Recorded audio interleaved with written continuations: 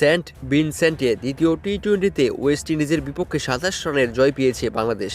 এতে এক ম্যাচ হাতে রেখেই সিরিজ নিশ্চিত করল রিটন দেশের দল। টস হেরে ব্যাটিংয়ে নেমে ৭ উইকেট হারিয়ে ১২৯ রান সংগ্রহ করে বাংলাদেশ। জাকির আলীর ব্যাট থেকে আসে ২০ বলে ২১ রান। টাইগারদের হয়ে ১৭ বলে ২-৪ ও ২ ছক্কায় সর্বোচ্চ ৩৫ রানে অপরাজিত থাকেন শামীম পাটোয়ারি।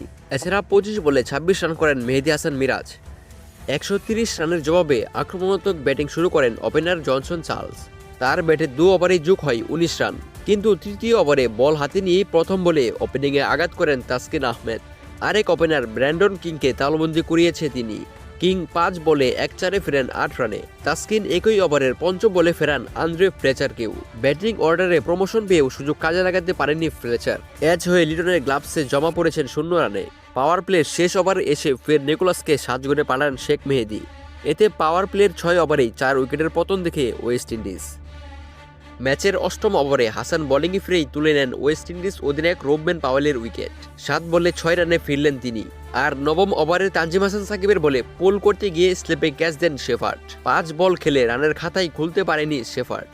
জয়ের জন্য শেষ ১০ ওভারে ৮৬ রান প্রয়োজন হলে সেই চ্যালেঞ্জ নিতে পারেনি ওয়েস্ট ইন্ডিজ। টাইগার বোলারদের নিয়ন্ত্রিত বোলিংয়ে ৯ বল বাকি থাকতে ১০২ রানে অল আউট হয়ে যায় স্বাগতিকরা। ক্যারিবিয়ানদের হয়ে ৩১ বলে ৩১ রান করেন আকিল হোসেন।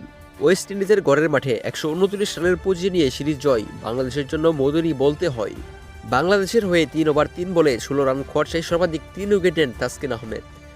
এছাড়া ২টি করে উইকেট নেন রিশাদ হোসেন, তানজিম হোসেন সাকিব ও শেখ মেহেদী। এছাড়া ১টি উইকেট নেন হাসান মাহমুদ।